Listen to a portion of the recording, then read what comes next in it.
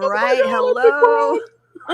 Hello, everyone. Welcome to my so-called Gen X life. This is my channel. My name is Natalie, and tonight we are doing my so-called book club, reading The Fourth Turning.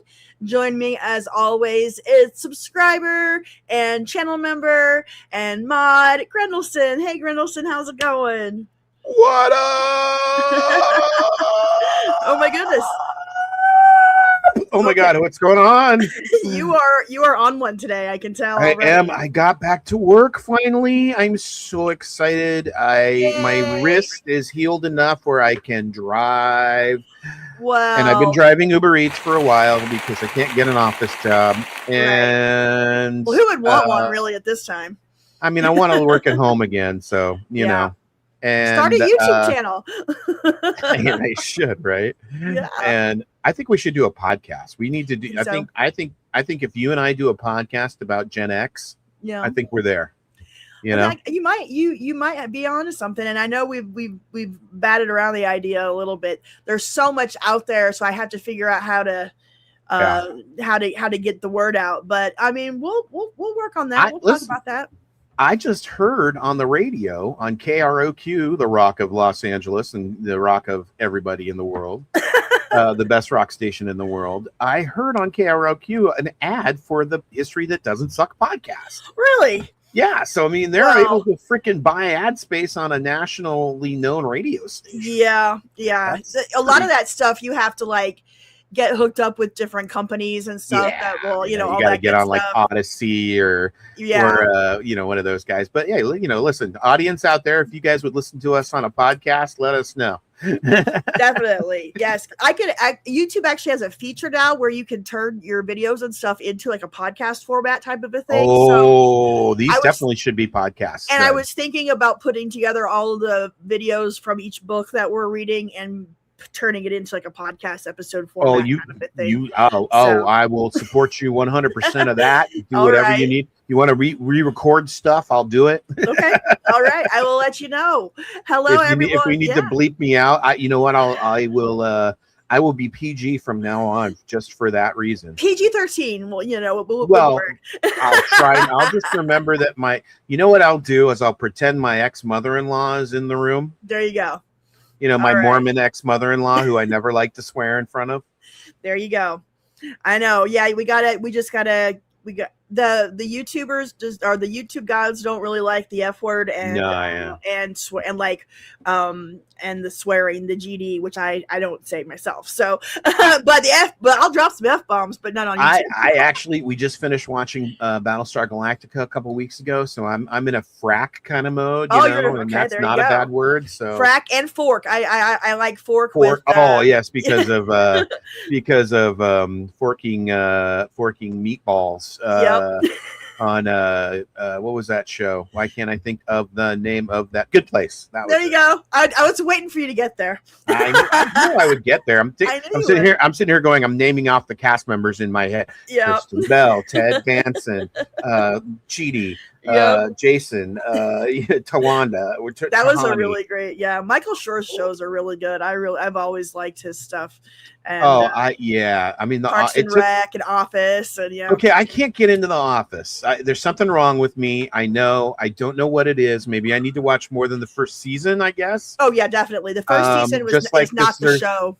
Yeah, I guess just like the first season of Parks and Rec was just kind of same. The first season of Office was kind of a direct interpretation of the UK show. Yeah. Yes, and they were going to show. They were going to, and it's good in its own right. But they were going to cancel it. But in between season 1 and season 2, the 40-Year-Old Virgin came out. Yes, and made Steve Carell a big star. And they decided to change up and make it more Americanized the show because it just didn't work in the way that they had done it based off of the UK version. And when they did that, when they changed it to the American version, it was elite television. From season 2 up until Carell left the show, it was just fantastic. But yeah, it takes shows time to get into the swing of things and find their, find where they fit. Absolutely. So, sometimes they hit right off the bat, but yeah, I agree. Yeah, usually, and with sitcoms, it's especially difficult because you got to give the characters time to find the actors time to find their characters and what works and what doesn't, and who works well together and who doesn't. But that's a discussion for another day because tonight let's do that. we are finishing up. We are finishing up Chapter 8 of The Fourth Turning by William Strauss and Neil Howe from 1997. For those of you that are joining us for the first time tonight, this is a book about generational theory and a theory of time and events. And it's kind of hard to put into like just a paragraph or a sentence or two. But basically, the theory is that things are very secular and things have patterns and rhythms. And as we go through our lives, there's different turnings that happen. Just like there's, spring, summer, winter, and fall, there are first, second, third, and fourth turnings in a country, in a society, in your life. So there you have it. We are right now into the third turning, which is defined by Strauss and Howe, started in 1984 and ended in the mid-2000s, around, they say 2008. I would argue more for 2001, 2, 3, somewhere in there. But anyway, so we're talking about Gen X during the fourth turning. The last couple of weeks, we've talked about Gen X childhood in the 80s and teen years. We talked about the 90s a lot last week. This week, we're going to finish up reading the section, and we're kind of get into the 9/11 and post 9/11 of it all and what happened to us at the end of the third turning. So, yes, I hope everyone had a great 4th of July, America 250. Boy, I had a great time. I hope you guys did too. Happy, happy, happy 4th of July. We had a good time on Friday night on the live stream. We did. A little Spirit of 76 action on the live stream. Got to enjoy some old music and TV shows and all kinds of good stuff. It was cool when I drove by the Hollywood Bowl today. I was thinking about it. Yeah, nice. That was the best. I think that was the best part of the live stream was watching the Boston Symphony play the 1812 overture with the actual cannons, and that was super cool. I gotta tell you, that is the one thing that will get my patriotic heart beaten is the live cannons on the 1812 overture. There's just something about it. I'm just like, yes, I want to hear them go boom. Good stuff. It was awesome. So yes, happy 4th of July to everyone. Happy 250th America. 250, baby. We made it. Quarter of a millennium. Right. That's it. We're a quarter millennium now. Yep. We're having a good time. I love it. I love it. Okay. Let's get to the book. We are going to pick up right where we left off. We're not going to skip over anything. We are basically reading this section of the book word for word because it's so Gen X dense and heavy. It was written in the 90s. It was about what we were going through in the 90s. And there was just so much to it, so much research behind it, so much data involved with it that we're just taking our time and going through it instead of speed running through it. Because to me, this is such an important part of the book as a Gen Xer. So we'll be starting on page 238 of the written copy, if you have this written copy. 238. Let me bring up the... Who knows what page that is in the PDF? Yeah. According to this, it's 302 on the copy I have from the Internet Archive, but who knows? Let me get that bigger up there. Okay. I always just hit Control F and type in the first couple of words you say.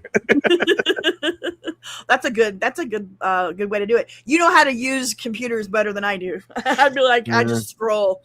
I've only been using them since I was 10. Right. Well, you have a little experience. All right. I'll let you keep your eyes on the chat. I'm going to start reading and we'll just start talking as we go through the last part of this chapter. Here we go. I'm going to go back just maybe a paragraph, like the last paragraph that we talked about last week, and just kind of move on. As the youngest copulating and oldest marrying generation ever recorded, 13ers, which are Gen X, that's their Strauss and Howe's word for Gen X, 13ers maneuver through an unusually long span of sexually active singlehood, with the threat of AIDS ever lingering in the background. They've always been the physical center of the abortion debate, first as the surviving fetuses of the most aborted generation in U.S. history, later as the pregnant unmarried women faced with the choice of what to do. Small wonder 13ers have such split feelings about the consciousness revolution. They fantasize about how the 1960s and 70s supposedly offered boomers easy sex without consequence, while resenting the lasting damage done by an era in which they now realize they were the babies adults were trying so much not to have. Can I comment on that for just a second, too? Yeah, sure. You know, I'm telling you, I felt that as a teenager in the 80s, especially with the AIDS. You know, I mean, nobody wanted to have any, you know, we didn't want to touch each other half the time. Right. You know what I'm saying? And then like in the 90s, it got a little better, but still. Yeah, it was always. I heard about, all the free love in the 60s and 70s. And I'm like, why don't we get that? We don't get to what do I gotta do? I'm not bad looking, right? Last night on the Discord, we watched a movie from 2011 called A Good Old Fashioned Orgy, starring Jason Sudeikis and Lake Bell and Nick Kroll and a lot of other Gen Xers or Zennials of our age. And that was kind of the premise of the movie, was that by the time that they hit puberty, like sex was a scary thing. Yeah. And so it was always about disease and getting pregnant and not something to be scared of or freaked out about. And that was like the whole premise of the movie. So yeah, I mean, we definitely all felt it. It was just something that you just, it was totally opposite of the whole free love thing of the 60s and the 70s. So the one thing that I always think about is going back to Eddie Murphy's Delirious, when he's talking about, you know, getting a STD and then AIDS just kills you. That was how people thought about it at that time. And it was, I mean, obviously we know better, but that was the mindset. Yep. Absolutely. And it was so pervasive, and it was such a bummer. Yep. All right, moving on.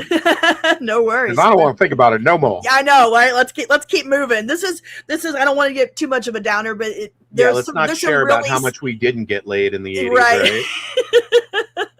Because I didn't.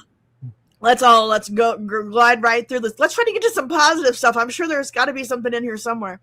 Well, we are talking about the 80s and Gen X, so right. Except for the music, probably not.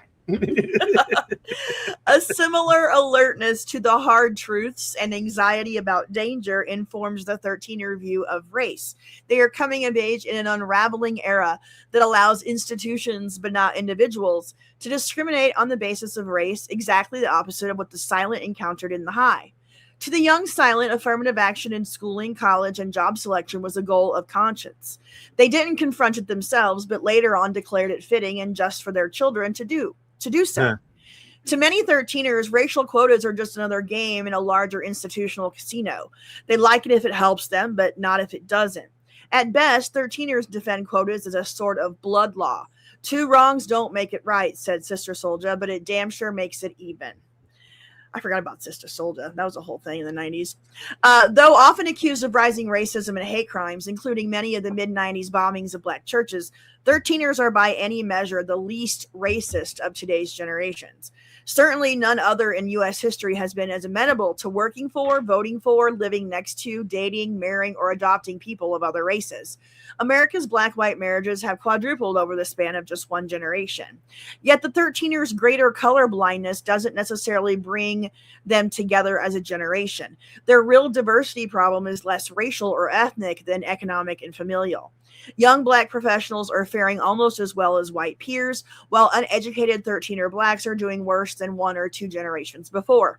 Nearly half of all young black males in the inner city do not hold full-time jobs. Political surveys show 13ers to be somewhat more conservative, considerably less liberal, and far more independent than older generations are today or were at like age. In a dramatic shift, writes James Glassman, young people now constitute the majority of Republicans, while Democrats have become the party of the old. Never knowing anything except institutional decline, 13ers are deeply skeptical about grand policy visions they assume will somehow only add to America's fiscal debt and social chaos. From criminal justice to tort law, from public schools to the federal bureaucracy, government is viewed by many 13ers as a morass that is far too complex, far too tied to special interests, and far too enmeshed in ideology to get simple things done. Having grown up in an era of rising political cynicism, Ian Williams notes how, quote, we are moving beyond cynicism to apathy. As MTV airs Like We Care in a fruitless effort to show that Tabitha Soren's peers somehow do, millions are reaching voting age as what the network calls the unplugged, total non-participants in public life. For many, non-voting has become an acceptable social choice. I don't want to get too bogged down into this because we get too close to politics, but yeah, we are a colorblind generation. Grew up. Yeah, and we are, and as a generation, we do tend to be a little conservative. That is true. Yes, and we've always got. Yeah, I just looked it up. I'm just like, are we conservative? Nope, we are. I get it. We are. Yeah, but we've always chosen the right president or chosen the winner of the presidential elections. I always like to bring back that. All right. Also, by the way, MTV and Unplugged. No, that was a TV show. Right. It was about acoustic performances. I don't know what they're talking about, and I never heard of it. I don't remember a show called Like We Care either. I don't either. I remember Rock the Vote or Vote or Die and all that stuff. I remember MTV had a pretty big presence in especially 92 and 96 elections. Definitely. And I definitely think MTV had a big factor in getting Bill to vote in 92. So I would agree with that. Yeah, I mean, I really truly believe that, and that plus the right split between the other two candidates, but definitely it was just definitely it was a factor. It was not the only factor. Yeah, absolutely. So not so much in 96, but definitely in 92. Yeah, and it was fairly pervasive. Yeah.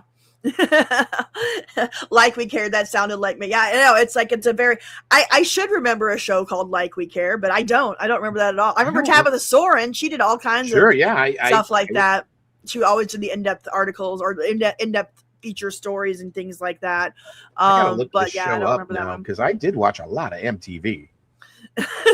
92 geared toward high school students. Well, maybe that's why I didn't care because I was in high school. You were a little too old for the high school focus stuff of the early 90s.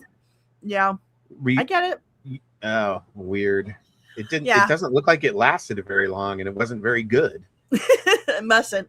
I mean, they had a lot of stuff that flew through MTV, different kind of specials and series and stuff like that. But yeah. All right, let's keep moving. More than 3 13ers in 4 do not trust government to look after their basic interests. As they see it, other people get benefits while they pay the bills. I feel that. In California, thanks to Prop 13, young new homeowners can pay several times as much in property taxes as their older neighbors with identical homes. In Virginia, a 30-year-old couple with $30,000 income and a $100,000 house pays more than $8,000 in major local, state, and federal taxes, while the typical 65-year-old couple with the same income and house pays nothing at all.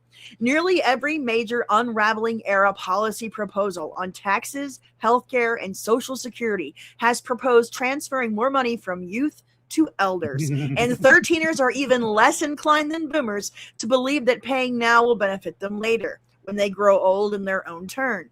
A third millennium survey found that more 13ers believe in UFOs than in Social Security lasting until they retire. Thus has arisen the downward spiral of 13ers' civic interest. They tune out, so they don't vote, so their interests are trampled, so they tune out, and on it goes. I felt that paragraph in my bones. Lucky 13. And the unraveling is another name for the third turning. So that's when they talk about the unraveling, they're talking about the late 80s, the 90s, and the early aughts. So, the first, it's interesting, the first first Gen Xers, I'm not calling them 13ers. The first Gen Xers are just now eligible for Social Security. Right. So, and it's getting ready to reduce in 2032. I think is the year that it's, I've never, ever thought that there would be Social Security for me. No, I never have. I never have counted on it. At this point, if they keep the age at 65, which they probably won't, I'm still 17 years away. So, but they'll probably raise it. Oh, no, it's 67 now. Oh, 67. Okay, well, then I'm almost 20 years away from it.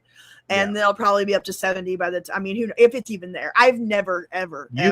Apparently, if you wait until you and if you wait until you are 70, you get an 8% boost. Oh, huzzah! Huzzah! Is it just me or were the 15 '90s years from now for me? Yeah, right.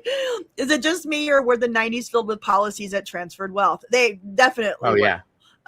From younger to older, from American to global, all this wealth was transferred. It was a big one. That was a big part of the decade.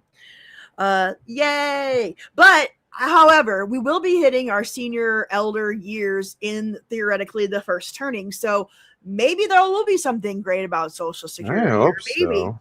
I hope so. I mean, listen, what if they? Yeah, I mean, they could always dump tons of money into it, and devalue. Never mind. Let's not talk politics. Let's not. Yeah, we don't want to talk politics at all. I'm However, just trying to save Social Security. Yeah, I will. There is a current thing going on that's kind of transferring some things to the young kids with the new.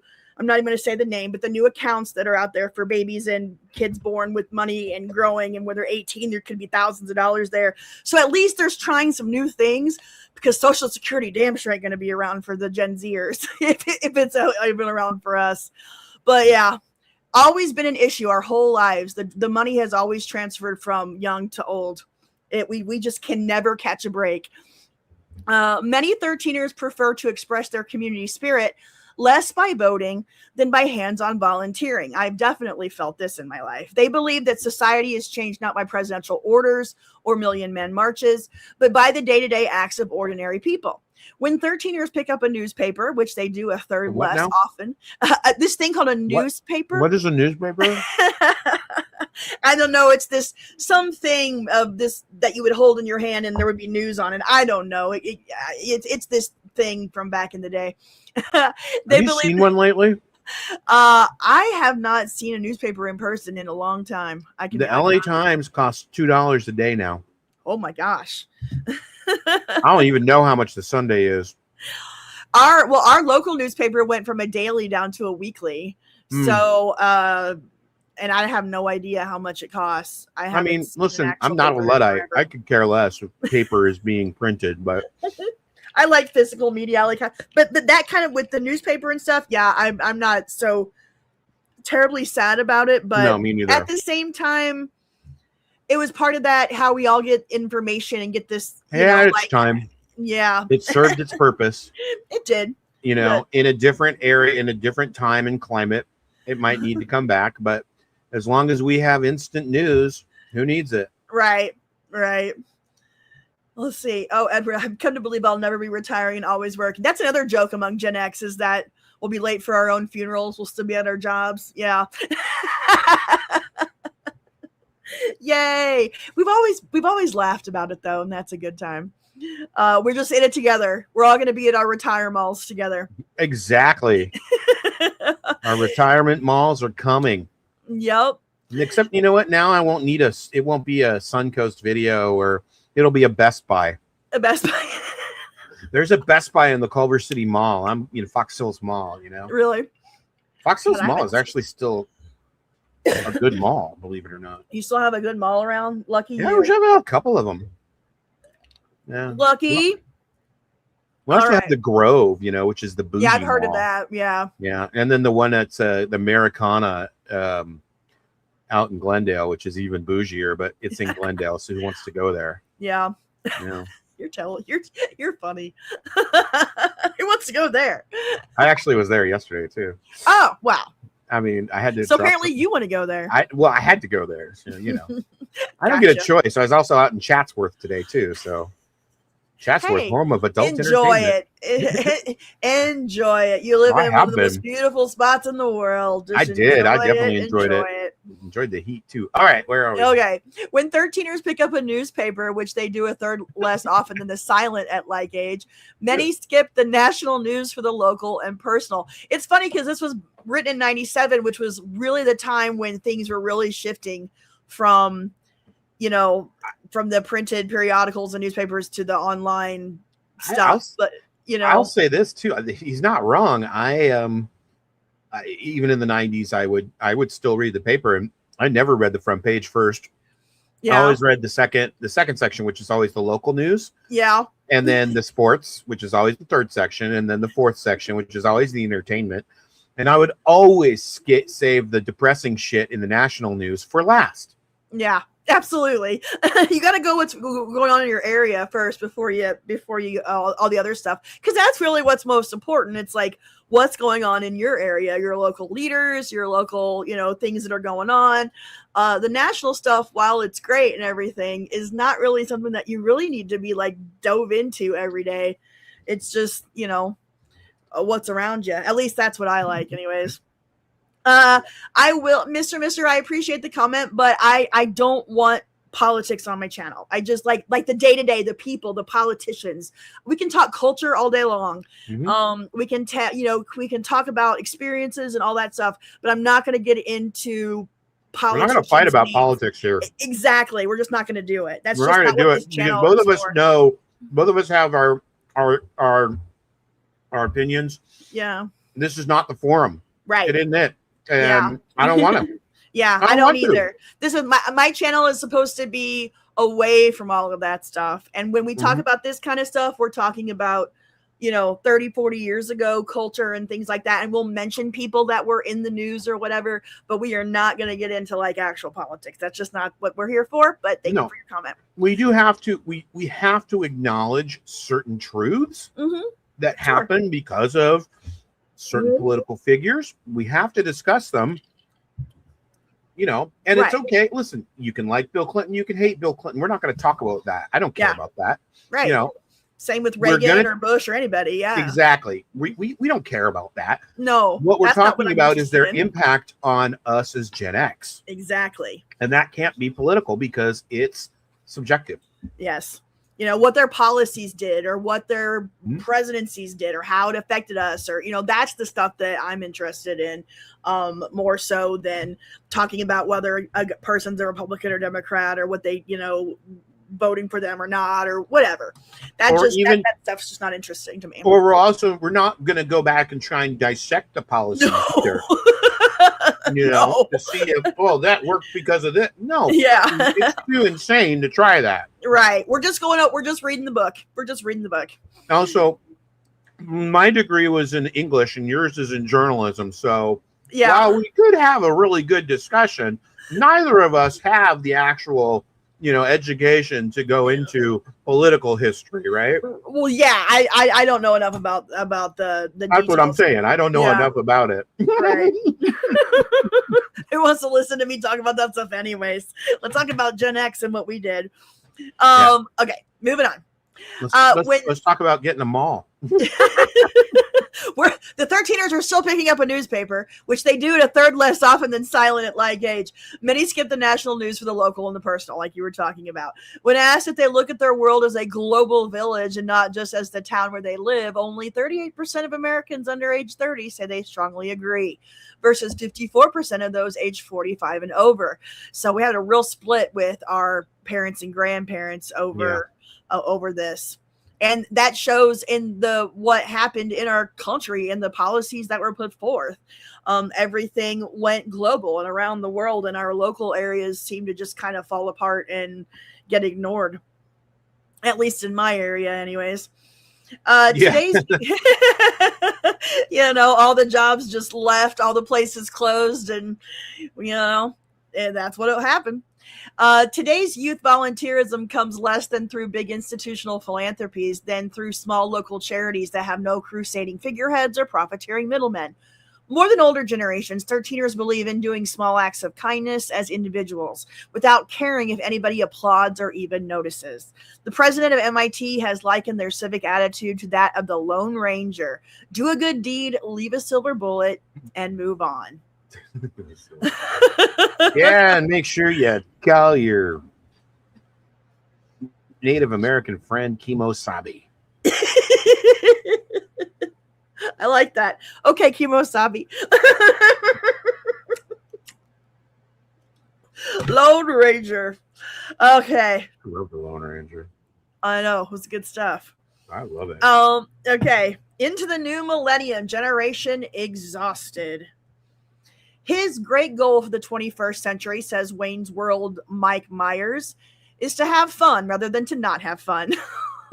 His generation will, but only by continuing to wall off the money problems and elder criticisms. Economics will continue to tell the 13er story.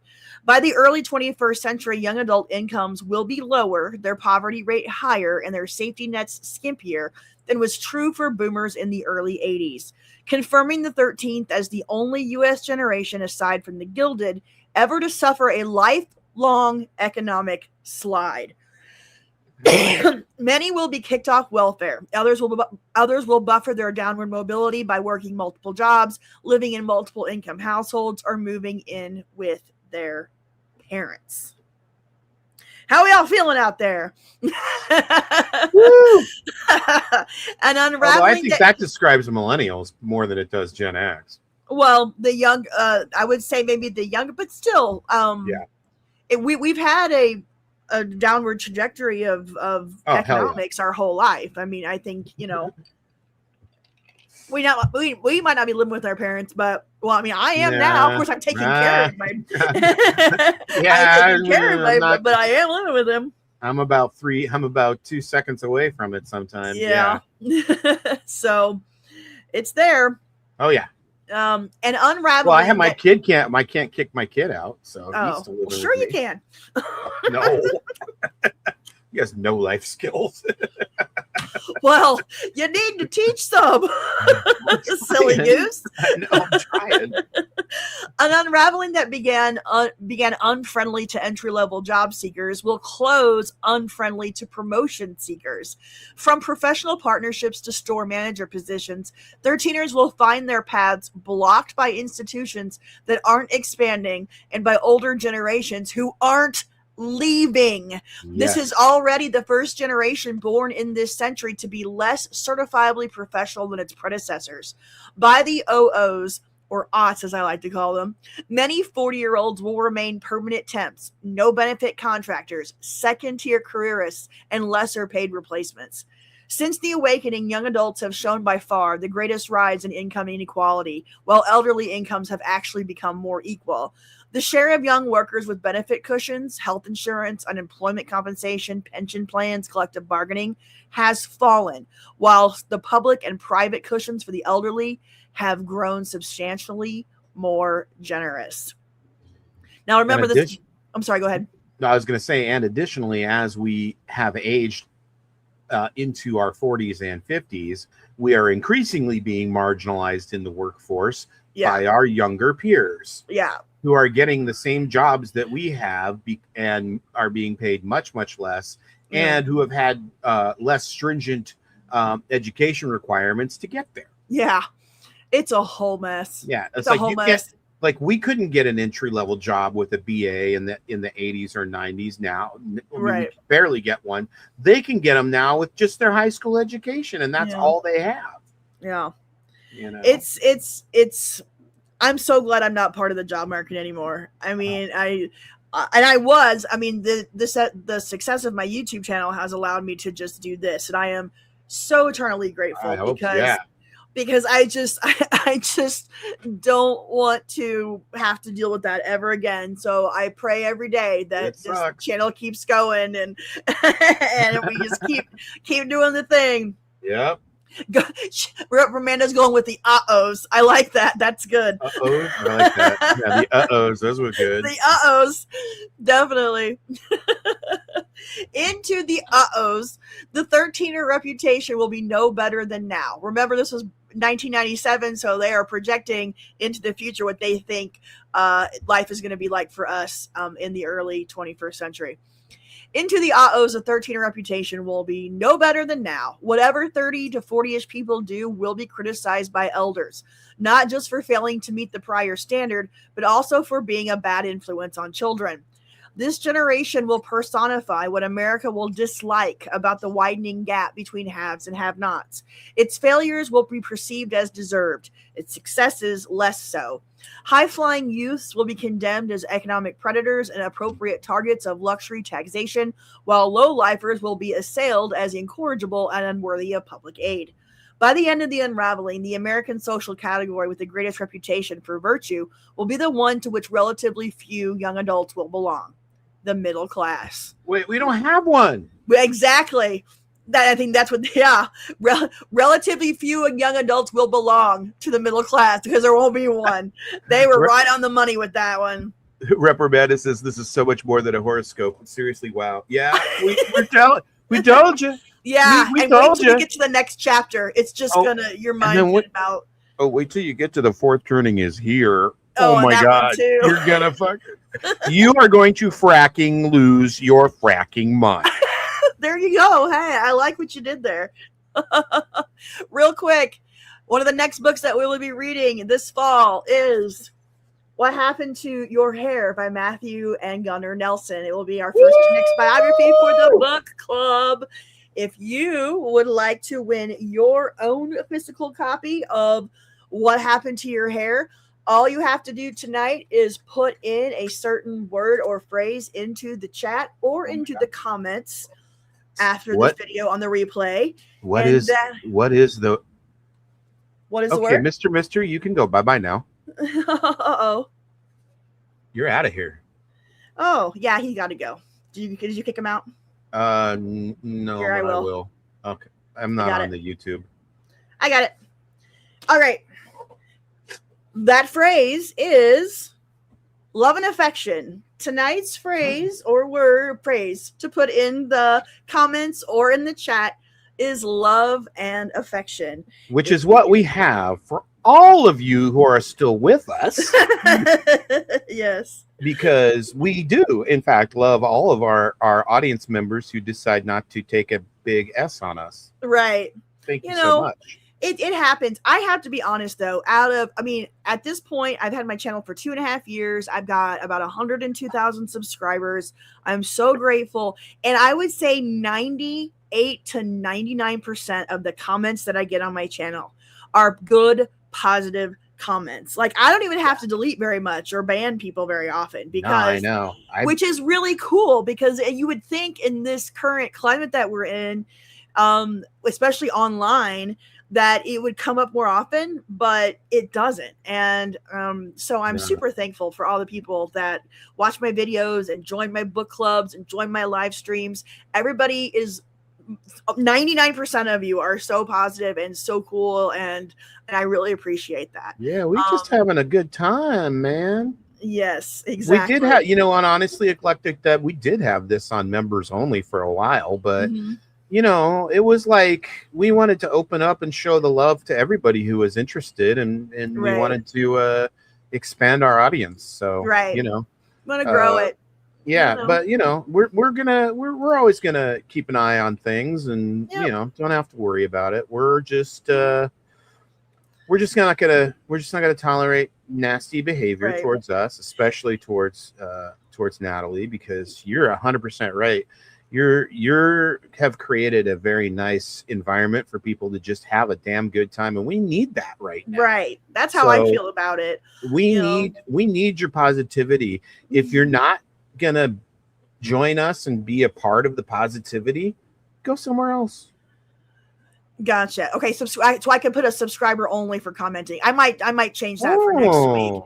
That works that way. Okay, thank you guys. Oh, I didn't know that. Thank you. Yes. So yes, love and affection. If you haven't put it in the chat already, or if you haven't put it in the comments and the replay, do so now, and I will get your name on the list for the drawing for What Happened to Your Hair by Matthew and Gunnar Nelson. Speaking of which, I made money, so I have almost enough money. I can get you your promo card. Woo! Yay! That's gonna be you gotta get some nice supplies. Like, we got to get what they call screw downs or slabs. Okay. For your cards, and you put them in the card, and they're like these big lucite holders. Okay. I have a friend, or actually my brother used to run the shop, but it's just on the road, that owns a card shop. So well, then you need to go to him and just say, I need a screw down. Okay. Yeah. I need a screw down or a magnet holder. You want me to go to a man and tell him that I need a screw down? Is that what you're saying, Grendelson? Oh, no, apologies. I didn't think about that, because I don't think about that anymore. It's okay. I'm I'm Gen X. I'm I Gen know. X. I don't think about it anymore. That's funny. All the right. local Wendy's that you've gone to your entire life just closed? Oh my God. The Pizza Hut did that to me. Pizza Hut, yeah. Yes, I'm so, and a classic old school roof Pizza Hut, and and just out of the blue. So well, it's crazy. I drove around for the first time in 3 months, and I saw 3 or 4 businesses that were open 3 months ago that are gone now, and I was sad. Things are going. Things are changing. 80s Child got has an entry for the book. Thank you. So does Frippy King. Thank you. Magical Unicorn Poo. That is quite the name, and I appreciate your entry. I do. I think that was wasn't that a Starbucks special Frappuccino one day? The Magical Unicorn Poo. Oh, was it? I think I was delivering Uber Eats that day, and I think it was the first one I got. And I was like, nope, I'm not taking any more Starbucks today. You don't have to do both here and the comments. If you go into the comments for the replay later on and do it a second time, I will give you an extra entry for making that effort and for doing that for me. But right here in the comments is enough, or in the chat as well is good enough too. So it's up to you if you want to get that extra entry in the replay comments. Edward the Store is in there. Thank you so much. Dale's in there. Val Singh is in there. Awesome, guys. I appreciate it. I appreciate you guys joining me tonight. Okay. Let's get back to the book, shall we? Yes. Okay. At the same time, what the Wall Street Journal calls high-tech nomads will be fungible workers of the unraveling's globalized economy. They will barnstorm the marketplace, exploring its every cranny, seeking every edge, exploiting every point of advantage. They will talk about jobs rather than careers, emphasizing what can get totally done by the end of the day rather than potentially done later in life. Where the silent believed in the building blocks of success and inhabited a corporate world of stable pay and benefits, 13ers will believe in the quick strike and inhabit an economy of erratic pay, no benefits, and little loyalty. Where young silent workers let others negotiate for them, 13ers will strike their own deals, stressing near-term incentives like piecework or commissions. Where the typical silent expected to stay with a first employer for decades, the typical 13er will expect a rapid turnover of employers and work situations. I think I jumped around jobs probably every 2 years for like the first part of my career. I've never stayed anywhere longer than 5 years. Yeah, I think 5 years is my max as well. Yeah. I was with RJ Reynolds even my last several gigs have been 2 or 3 years only, and it's like, it isn't like I want to leave half the time. I mean, I have been laid off. I stopped counting. I think at 4 that I've had. Yeah, 4 absolutely. Yeah, companies, and I think most of them went out of business. Yeah. So, it was. I will admit that early in my career, in the early aughts, I willingly jumped from job to job. I was in journalism, so the thought was you were supposed to move around the different stations and move up. So that's what I did. But sometimes I would just get bored with the place. It was because I got bored with the place. It wasn't, and I was looking for a step up next, to the next place. But then later on, it got to the point where, I had weird things happen in my life. So I'm the exception, not the rule here when it comes to some things. But yeah, we all know about that. But yeah. Aaron, yes, I know. I thought my Pizza Hut was going to be turned into a retro Pizza Hut. Turns out they just shut it down, and I'm super sad about it. Well, I'm actually looking at the list of retro Pizza Huts right now. Yeah, and there are legit 16 of them in Missouri. Well, obviously, that is a video of the making. I'm gonna have to go. Wait, what's your town again? Farmington. I'm in the southeast part of the state. Okay, yeah, that's not one of them. I figured they're probably all over in Springfield or up in St. Louis or over Bowling Green, Butler, Sedalia, Cuba, Washington, Pacific, Dexter, St. Peters, El Dorado Springs, Lamar, Marshfield, East Republic, East Salem, Rolla, and Houston. There's I don't know any of those places, but there's 3 or 4 there that are about an hour from me. So well, then you'll have to do a road trip for it. Road trip. Because let me tell you, I think the closest one to me would be. I'm looking. Texas? Surely you got one. Really? Nope. You don't have one in California? No. Wow. No, they have them in Arkansas, Florida, Georgia, Iowa, Illinois, Indiana, Kentucky, Louisiana, Maryland, Michigan, Minnesota, Missouri, Montana, North Carolina, Nebraska, New Jersey, New York, Ohio, Oklahoma, Pennsylvania, South Carolina, South Dakota, Tennessee, Texas, Virginia, Wisconsin, and Wyoming. I do believe Texas would be the closest one to me. Wow. That's wild that it's all on the Midwest and South, and not on the coast. I keep thinking, I'm wondering why they're not coming here. Yeah. Ooh, a meet and greet at a classic Pizza Hut. Maybe that's what I should do. Awesome. Yeah. That's a good idea, actually. That's a really good idea. Thank you, Carrick7949. Yeah, California's too expensive to conduct business. Your pizzas have to be $40 a piece. We love you, California. You know what though? I tell you, yeah, no, that's true. There are some pizza places that are $30 to $40 a piece, but they're really freaking good. I'll tell you that. Yeah. They're good pizzas for $40. I don't pay $40. I go to 7-Eleven and get a $2 slice. Okay, right? Yeah, I am not bougie. Believe it or not, one of the best pizza places in the Midwest is a gas station. It's called Casey's. And 80s Child 68 new member. Awesome. Thank you so very much. That gets a round of applause. Yay. Yeah. We do have a members only live stream and on the first Sunday of every month, which was this past Sunday.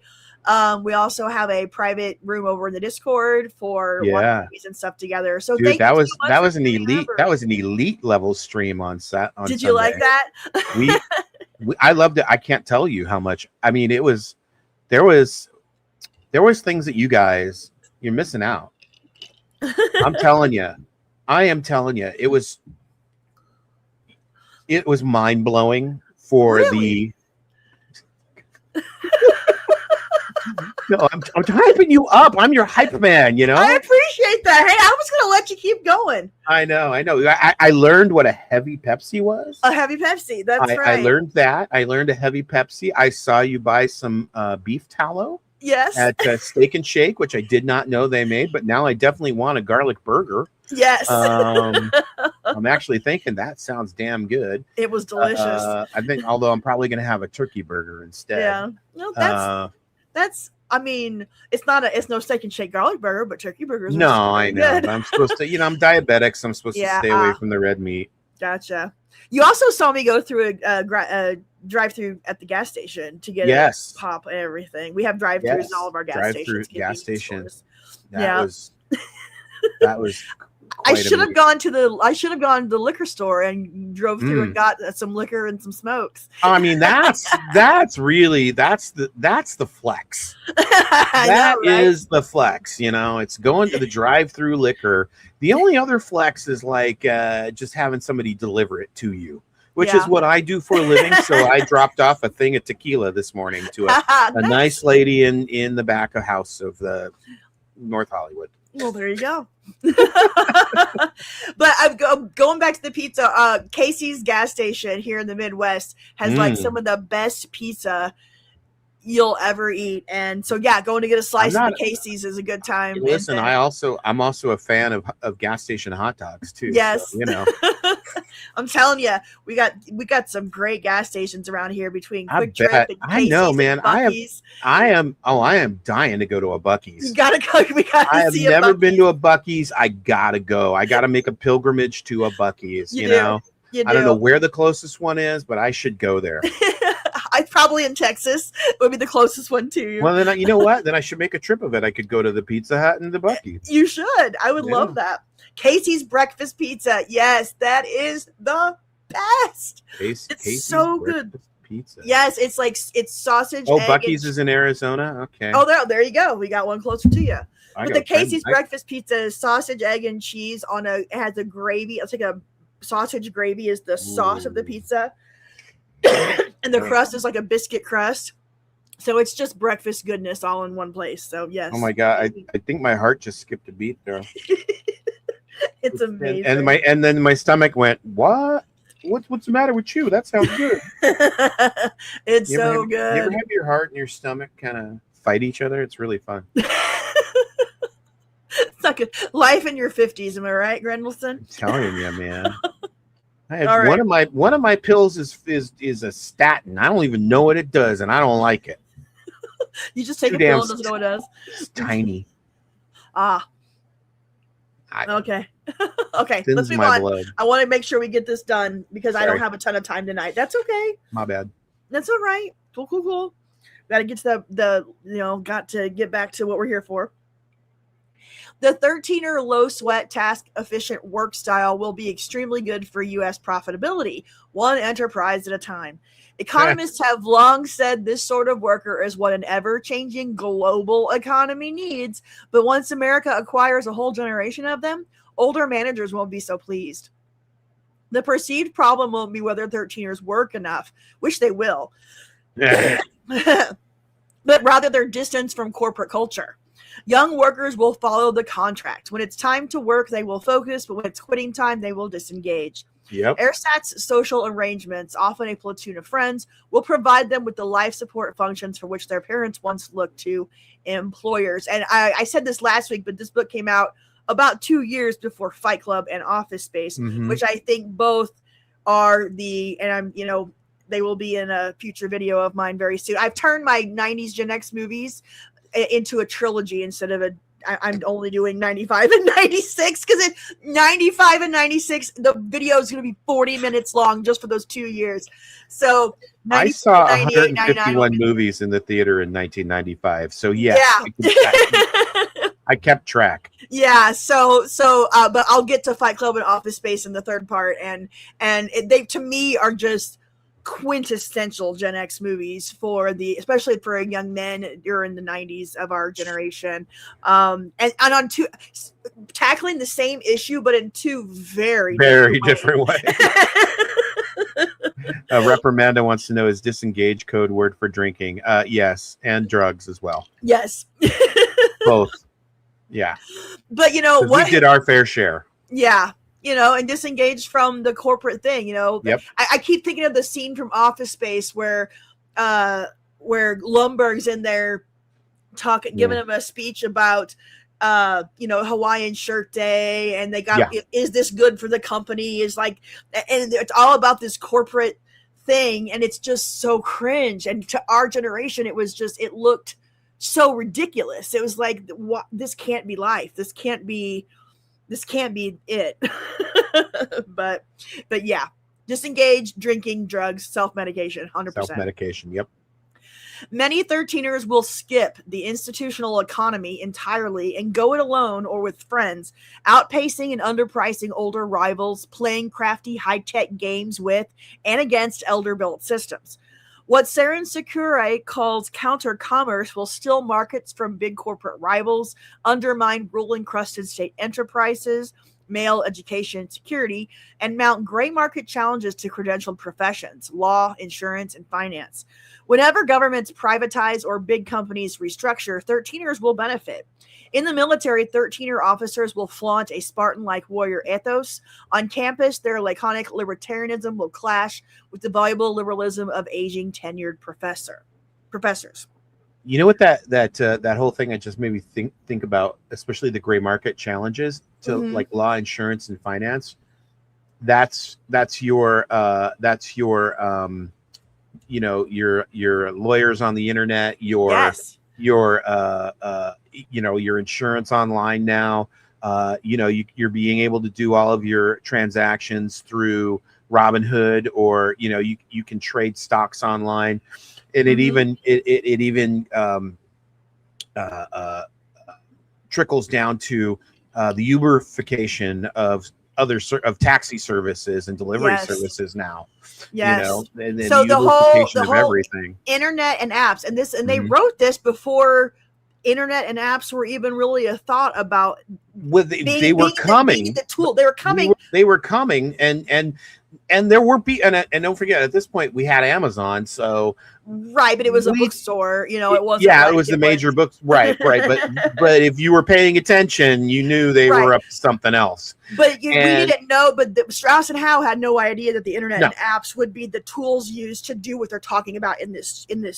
But they knew it was going to happen, and that's the interesting thing, you know. Right. They knew it was going to happen, but those were the tools that made it happen. And 100%. We can see the direct correlation. Yeah. 100%.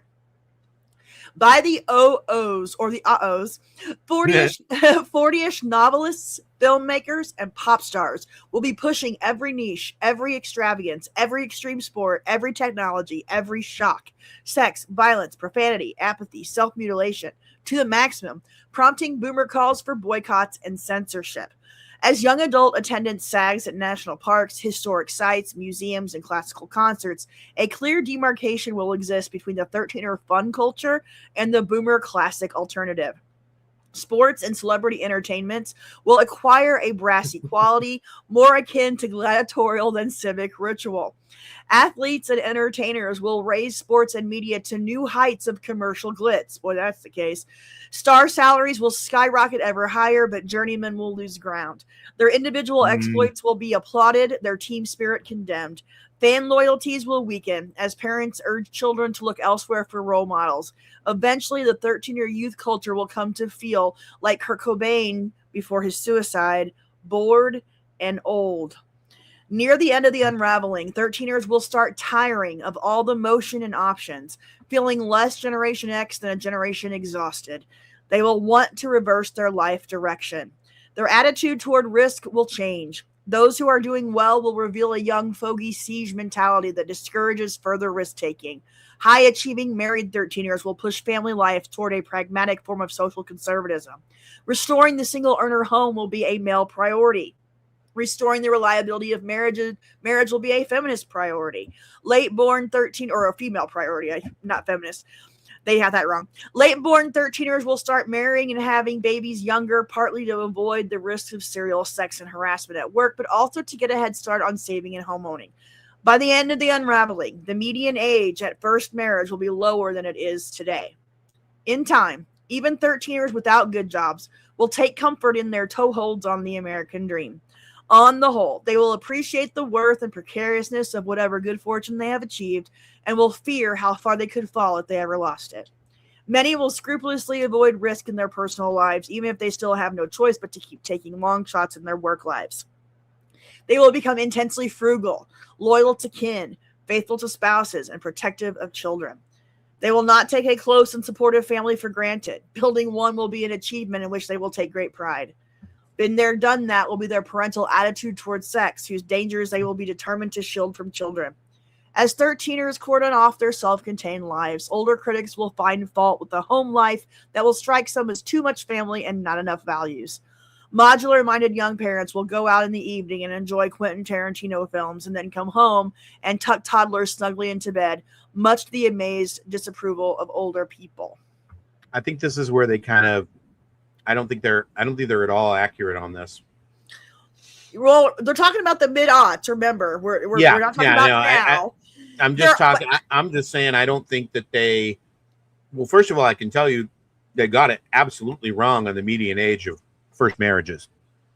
It's gone up since this was written. It has not gone down. It's currently 30. It was 30 for men and 28 for women. In 2000, it was 26 for men and 25 for women.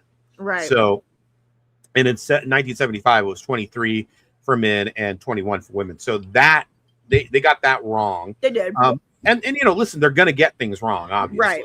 If they were perfect, that's what that would really blow your mind. But I also think that the late-born 13ers didn't stop having babies younger. They stopped having babies and they waited. And my cohort waited a lot too, or they didn't have babies at all. Right. So that's what's happened to me. But by the time I thought about it or realized I should be thinking about it, it was essentially too late, or things that happened in my life that made it impossible for me to go down that road. So I mean, and it's coming. I mean, it's not it's not weird for my friend group or everybody. Like, there's only a few of us that ever got married and had kids. Yeah, the last two women I dated, both were child free on purpose, and they were both in their 50s or 40s and 50s. Yeah. So, yeah, it happens, and more constantly it happens to. It happened to 13ers much more. Yeah. Well, let's see. Going through the comments, make sure I didn't miss anything here. I think we're good. Okay. All right. Moving on. Wait, let me make sure I got the right one. Okay. By the AOs, 13ers will comfortably inhabit a world of unprecedented diversity. Few will share the higher view that race in America is simply a problem of black versus white. Asian and Hispanic Americans will make 13er race issues a more multivariate equation. As those ethnicities catapult into the cultural mainstream, they will be greeted with demands for a clampdown on immigration. A small but significant share of young adults, including whites, will gravitate toward organizations touting racial or ethnic separatism. From poverty to crime to making families work again, 13ers will redefine old civil rights issues into problems independent of race. Many will come to associate the phrase civil rights with elder ministries, teachers, and bureaucrats whom they won't want meddling in their lives. Their goal will be to stop all the racial game playing, and they will be skeptical that the solution is simply to get everybody to understand one another.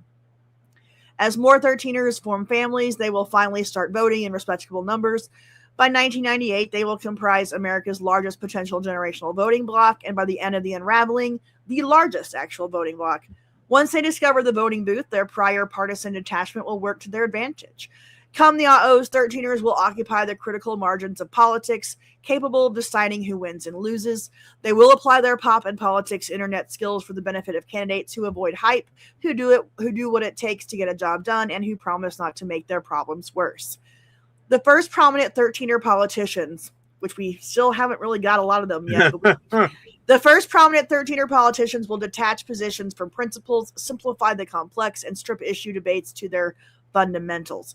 To their mindset, no program will be untouchable, no promise inviolable, no budget incapable of balance. They will propose bold new remedies to crack down on the unraveling era's most elusive targets. We never got our chance to do this because we were never elected into office and never, not in the unraveling anyways. Nope. We're still not even there now. Among their first political goals will be to eliminate no-fault divorce and racial quotas. Their no-nonsense pragmatism will be criticized by the silent as uninformed, by boomers as unprincipled. Few of their proposals will be enacted, not yet anyways. As the unraveling nears an end, the public image of a worn-out era will fuse with the image of a worn-out and unraveled generation. By the mid-00s, the 13er persona will be thrown into relief, not just by very different older generations, but also now by a very different younger generation. As always, 13ers will handle it with a shrug before going ahead and doing what they must, knowing that as a generation, they are not getting anything except older. As these 40-year-olds buy and collect pop culture junk from the 70s, their childhood anchored decade, they will sense the irony of their situation. Whatever their elders may think of them, America's 13er generation will be around for the usual duration. They are our children, and we should love them, says Mario Cuomo. But even if we don't love them, we need them because they are our future. Yeah, well, Mario Cuomo had two sons that are both Gen Xers, and one's a politician and one was a news anchor. But yeah, he was a governor of New York for many years. Yeah. All right. There you have it, and there you are. That is what Strauss and Howe had to say about our generation in Chapter 8, The Third Turning. What do we all think? How are we feeling? Oh, that's a rough one. Yeah, I mean, it is. And like, we still have a turning to talk about. We do. Yeah. It's not just, that was that turning. Yeah, and they were right, and they wrote it in the middle of it. They wrote it in the middle of the turning, so they didn't even. They were guessing. The first part, they were pulling data and going back and showing all these different differences between the second and the third turning. But then they got to the point where they were in the middle of it, and they had to project, and they got a lot of it right. But they couldn't have imagined that we were still to this day in 2026 in the end of the fourth turning, that we still wouldn't be, in any big positions politically. We are in business. We do have our generation does have more influence in the business world and private sector than we do in the government world. But still, the boomers had just held on for dear life since 92, and they're not going anywhere. Not letting go. The fourth turning is here. We are not going to do the whole book simply because we've read Generation. It would scare you to death. Yeah. There's a ton of history in it. I mean, a ton of history. It gets detailed over centuries. We've already done a lot of that with Generations. We've already gone through the Strauss and Howe theory with the fourth turning. So what we're going to do is we're going to have a special week, maybe two, where we dive into like the current day. The fourth turning is here and now, updating their theories from 97. Because again, it was just from Neil Howe. William Strauss passed away in 2006. But we're going to touch on it for a couple of weeks, but I'm not going to focus on the entire book for the book club. But we will be discussing it for a week or two after we're done with the fourth turning. All right. Is McConnell, is he alive? I don't even know. Mitch McConnell? I thought he was brain dead. Who knows? Nobody can get a hold of, like, nobody can get in touch with them or get anything from him. I'm not sure. This has got to stop. I mean, we have got to stop this, people in Congress. This isn't the first time where they've been in nursing homes, they've been in, or they've had dementia or something, and they're still in elected office and their staff's just doing all the work for them. Like, yeah. I mean, this is ridiculous. Voters deserve 82, more. You're out of here. Yeah. Yeah, they're pulling a Weekend at Bernie's, exactly. A movie that used to seem so ridiculous now is quite prescient in a way. Okay. Oh, sorry. Go ahead. Sorry. Flanch 82 needs to be KO'd. Okay. What we got going on here? Shout out to a person who is a white supremacist who's the only right person in his lifetime. Oh, I don't even know who that is. Yeah, I did. Okay. I looked it up, and it's not appropriate for this channel. Okay. And all right. He doesn't need to be here. Blanche, stop your nonsense, please. Please and thank you. All right. Apparently, I can't do any. I can't boot him. Okay. I can only remove the comment. I gotcha. Okay. I'll take care of it. I got it. Yeah, give me a second. That's okay. I just want to flip over to the band hammer getting a lot of work today. I know, 2 people. That's not cool. Let's not make us do that. We don't like it. It happens. I don't like it. I know. Let's I'm gonna click over to the last part of my video. From my what is, because this is gonna be a segment of an interview that I think it was William Strauss. I think it's Strauss. Maybe it is Howe. Anyway, back to the book. This is Strauss and Howe. One other thing that we haven't talked about that they could have never known is 9/11 and how that changed things and how that really ended the unraveling and started pushing us into the fourth turning, and how that affected our generation. They could not have known. They could not have known, that we were gonna we were going to get sent to war, that we were, like all this stuff. They could not have known, and how it was going to affect us in the workplace and yada, yada. So, we're going to watch an interview with him after 9/11 talking about Gen X.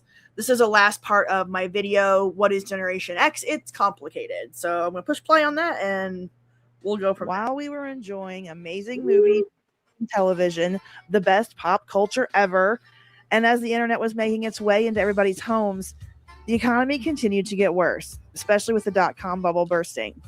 And then there was 9/11, and that changed everything, especially for Generation X. Even the years of our generation shifted, because by the early 2000s, we were defined as 1965 to 1984. Day long, we have been asking whether the September 11th attacks and the response to them are defining moments for Generation X. Generational expert and author Neil Howe is with us now from Washington to talk about that. Mr. Howe, thank you for joining us. Good evening, Stephen. You have a sense from your research that this is a little bit disorienting for members of Generation X. Well, very much so. Older generations can all recall some time in their lives when America was still a country that people had a sense of direction. Big institutions were respected and trusted. People felt a sense of cohesion as a nation. Xers, probably many of them, cannot recall a time like that in their own lives. A lot of them don't recall anything before Watergate. Some of them don't even recall that. Well, that's pretty unsettling in itself. Is there a lot of soul searching going on now then? Well, even boomers can remember growing up as kids during the American high. And so we can kind of come back to that sense. Yes, we have to trust big institutions and government to do big things. I think among Xers, there's a sense of, where am I? A little bit of disorientation, a feeling of wondering where history is going, because all of the time that they remember coming of age as adults, this has been a wide open, globalist, market-oriented, free agent society. And the secret to success is to take care of yourself as an individual, put a lot of choices on hold, maybe put off making permanent decisions about getting married or about devoting yourself to a single profession or career. And suddenly they're beginning to see life isn't going to be like that in our future. At least there's a high probability that America won't be that kind of place. So suddenly they have to start reorienting themselves. And I think there's a lot of survey data which suggests that Xers are the most affected. This is the generation most likely to tell surveyors that they are changing their daily habits of living in the wake of 9/11. There's particularly in cities and obviously New York and Washington, a lot of reporting about how Generation X, a lot of them don't want to live alone anymore. They're moving in with each other. A lot of people reconsidering marriages that they've kept on hold. Maybe they ought to make that final choice and that final commitment, because life is short and history can change and big things can happen. I noticed I don't remember the feeling 101st Airborne before going to Afghanistan, the two biggest... Did you say something, Grant Olson? Yeah, I said I don't remember feeling quite like that around 9/11. Did you? No. I'm interested because I'm sure there were a lot of people. I do know a few people who kind of like sped things up. They got married, and more than that, I know people joined the military. Yes. Yeah. At this point, I went from living by myself to having roommates. Okay. So I did do that. Uh-huh.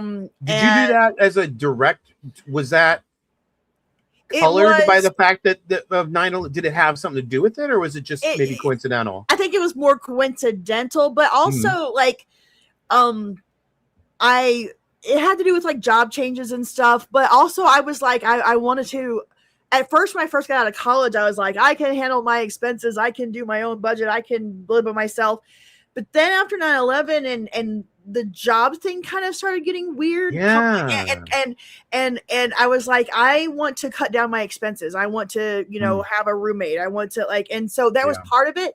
But it was probably a little bit of both. But yeah, I made some changes. But what I was saying though is like, I didn't feel like 9/11 changed I didn't want to change anything about my personal life or about my daily life because of 9/11. It changed because of 9/11, but not because I thought about anything like that. Yeah, that's a good point. A good point. I'm just interested.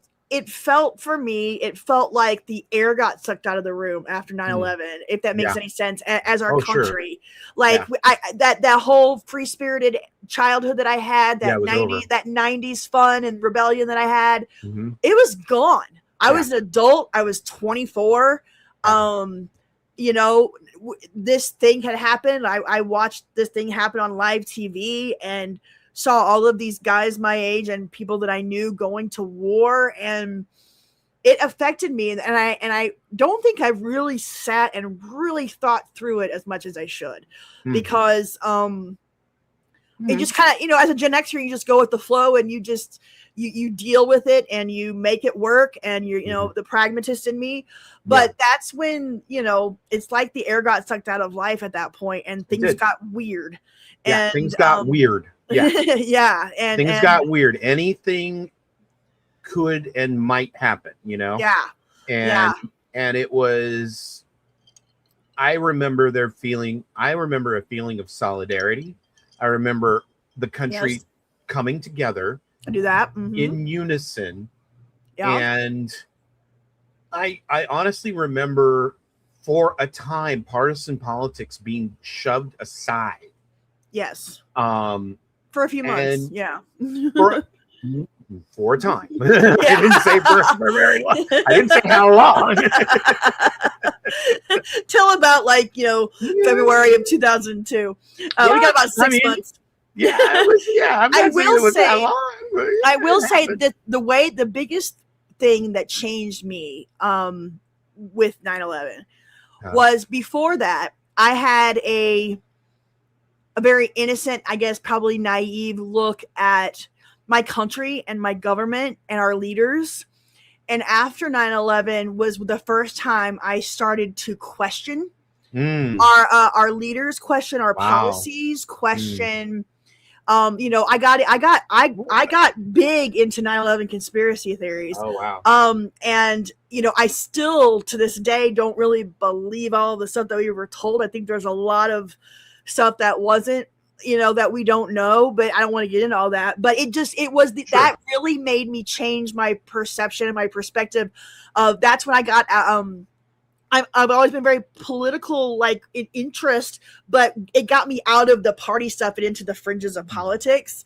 But the biggest thing is I just started questioning my leaders and questioning the things that they were doing. And, and that's, I think, probably the biggest effect that 9/11 had on me, was that it just shattered my naive view of my elders, of our leaders, and both here at home and nationally. So it's interesting though, now that I'm thinking about it, my ex-wife did move in with me 2 months after 9/11 happened. Yeah. But I didn't think about it that way, and I didn't, she needed a place to stay and didn't want to have to get her own place, and we'd been dating long enough, and I was like, moving to my place, it's cheap. I had a really cheap apartment too. So. Man, we all had cheap apartments back in the late 90s. Oh, my apartment at that point, oh my God, it was so cheap. It was under market because I worked for the company that owned the building. And so even when I rented it, it was half price of under market. Woo! And after I left the company, they forgot about me and let me stay. Oh! And so I stayed there as long as I could, paying basically nowhere near market rent. I was paying $400 for a huge studio apartment in 2000. Nice. Apartments that were going for $800 to $900 at the time. Wow. And now go for about $2,000. It's crazy. I can't imagine paying that much. That was fun. I just drove by there today too. Hey, Jim. I did. All right. We're almost done here. Just a couple more seconds of this. Sorry, that's okay. No, it's good. And then we'll wrap it up after this. This is the generation most likely to tell surveyors that they are changing their daily habits of living in the wake of 9/11. There's particularly in cities and obviously in New York and Washington, a lot of reporting about how Generation X, a lot of them don't want to live alone anymore. They're moving in with each other. A lot of people reconsidering marriages that they've kept on hold. Back a little Maybe bit. they ought to make that final choice and that final commitment, because life is short and history can change and big things can happen. I noticed recently the 101st Airborne, before going to Afghanistan, the two biggest activities before leaving were marriages and writing wills. And this is not the image that we associate with Generation X. It's, it's definitely keeping all those things on hold. This is the generation that probably has the least connection with mainstream political institutions. This is a generation that doesn't vote, has the lowest voter participation rates of young adults that we've ever measured, doesn't take part in party politics. It doesn't even join mainstream charities. It doesn't give the United Way often in their workplaces. Their attitude toward civic activity was once likened by the president of MIT to that of the Lone Ranger. They just they show up, do a good deed, leave a silver bullet, and then move on. And their attitude towards civic activity is very voluntaristic and personal, face to face. And I think now, after 9/11, they're facing a national response, which has to be much more mainstream, institutional, cohesive. A lot of the civil liberties they took for granted since the time they were kids may have to be curtailed, and I think that's disorienting to them. By the time the 2008 financial crisis hit and social media infiltrated our lives, Generation X had been pushed aside in the social conversation, and the millennials had taken center stage. We've been living through the great boomer millennial war for more than a decade now, while Gen X remains stuck in the middle and doing their own thing. And that's how we like it. But as we've laid low and technology has completely changed our world, there have been some interesting developments in the world of generational definitions and theory. Once again, the definition of Generation X has changed. Now it's 1965 to 1980 officially. That's the range the Pew Research Center uses for all of their work, as well as many other organizations and researchers. This means the current definitions of the generations are that boomers are 46 to 64, Gen X 65 to 80, millennials 1981 to 1995, Gen Z to 1996 to 2010, and Gen Alpha 2011 to whenever. And I have to say, I don't like this at all. I think it's wrong. I think it's completely, it makes no sense. I believe Douglas Copeland was onto something with his first definition of Gen X being 1961 to 1971. Once everyone had a TV in their home, that was the start of a new generation. So it makes sense to me that boomers end at 1960. Gen X should start at 1961, and then it should stop at about 1975. After that, I think there's a micro-generation called the Xennials from 1976 to 1984. These are my people. We are the last group of Americans to have extensive memories of life before the internet, cell phones, and social media. Millennials, I think, should be 1985 to 1999, the last generation to remember the world before 9/11. The new millennium brought us Gen Z, and then Gen Alpha arrived in the early 2010s. That's my theory anyway. Of course, there are some blurred lines here, but I think the rapid pace of technology has shortened generations because of fewer common experiences. But hey, what do I know? I'm just a middle-aged woman on YouTube. Hey, did you know that the AARP has completely redesigned their website to cater to Gen X? Okay, bye. Woo! Top that. I'm not joining AARP. I don't care. I don't wanna. Oh, you're muted. Sorry. At the very end with that video, hold on, I'm going to show you. I just noticed this myself. Let me go back to it. Yeah. I'll go back. Hold on, let me go down. When I say I'm just a middle-aged woman on YouTube, I show my channel. Oh yeah, how many subscribers did you have? That's what I'm going to show you. Yeah. Look, I had 2,000. I had 2,000 subscribers when I posted this video. Oh my God, you've got 90. No, you've gotten 100,000 subscribers since then. Didn't you say you're up to 102,000? Yep. Mm-hmm. Yep. That was 100,000 subscribers ago. You could just take your plaque and throw it out the window, and that's how many subscribers ago that was. My plaque, it's right there. Oh. No, I know. But yeah, so that's how early I'm going to remake this video or do an updated version of it. Yeah. This fall. That's on my plan because I've changed my opinions on some things. I've got my editing stuff better, and do you still feel that the Xennials is a micro generation, or do you feel it's just a simple cohort of the Gen X? That's where I've changed. I've changed. I like the Strauss and Howe 61 to 81 for the generation, but I also like the cohort of the youngest Gen Xers and oldest millennials, which is a cusp crossover. Cusp crossover. Yeah, but I'm a Gen Xer. Like I'm a Gen Xer. I'm a lot happier with that theory of because there's not just cusp crossers on your side, right? There's cusp crossers on the other side, and there's the millennial Gen Alpha cusp crossers now too, Gen Z, or Gen Zs, Xennials, the Xennials. So I think that theory of there being three distinct cohorts within a generation, or three distinct micro generation, and the two on either ends cross over and can have members that would traditionally be defined as the other generation, as the older or younger generation.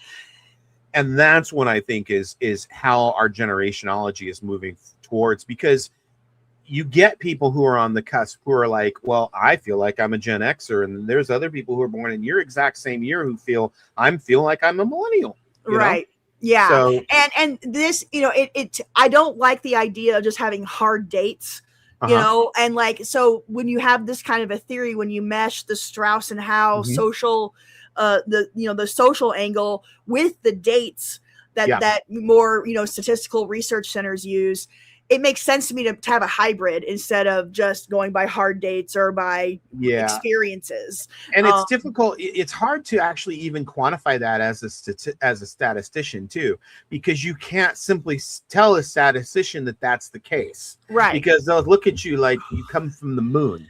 Right. Yeah, exactly. 1978 Gen Xer, San Diego Christie. What up? 77 one. I lived in San Diego from August of 1980 through September of 1998. And I spent my formative teens and 20s there. And I love San Diego. It's a place I like to visit whenever I can. Yep. I have tons and tons of friends there. Diego. Couldn't live there, though. Couldn't live there anymore. I was LA born and bred, and when I came back, every time I go back to San Diego, I love it, but I can't. It's not home anymore. This is home. That makes sense. This is home. I've spent more time anywhere else. Oh, Edward, you and Chrissy should get together. Yeah, I should hang out. Have a real life meetup. Go have a Gen X meetup for us, huh? Yeah.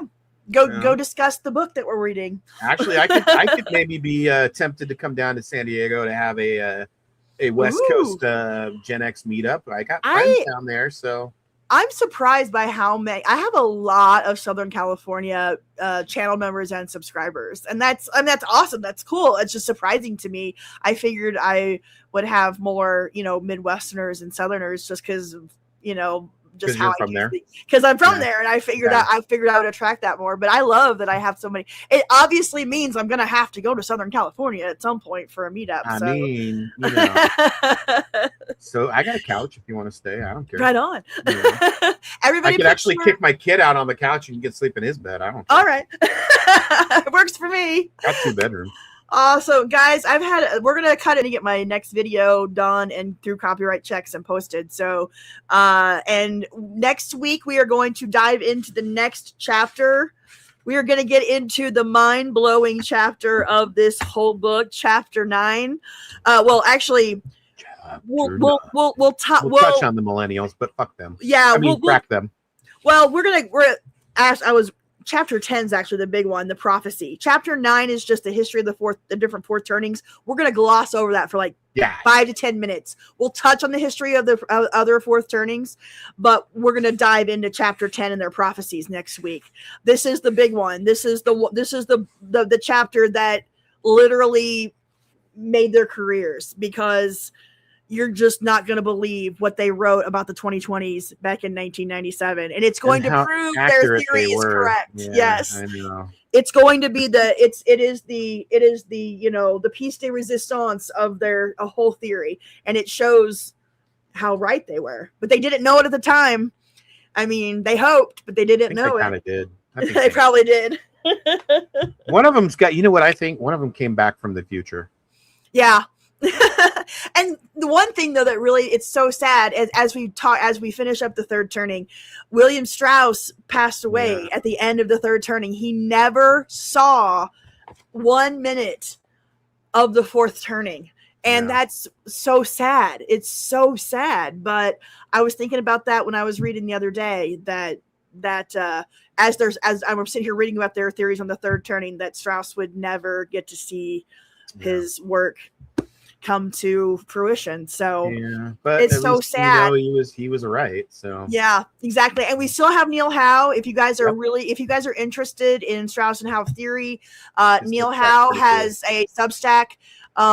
It's called Demography Unplugged. He does podcasts, he does interviews, and when we get to the fourth turning is here and talk about our week with that. We'll watch a couple of current interviews after he released. Fourth Turning is here, so we'll touch on that. God, I wish we could get him on the show. Yeah, I know, right? That would be such a coup. Our very last show tonight, and we got the author. That would be crazy. I don't know. I think he's probably too big of an author or personality for me to have to go directly to him. I'd have to, he's got representation of some kind, but you never know. I've tried a Gen X podcast and we tell him about the book club. Maybe true. True. I'm telling you. True.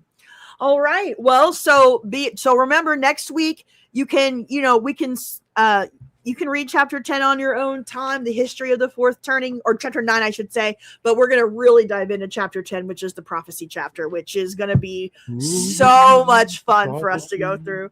By the way, The Prophecy is a pretty good movie from the 90s, too. Yes. Thank you, Amanda. I appreciate your feedback there. I love it.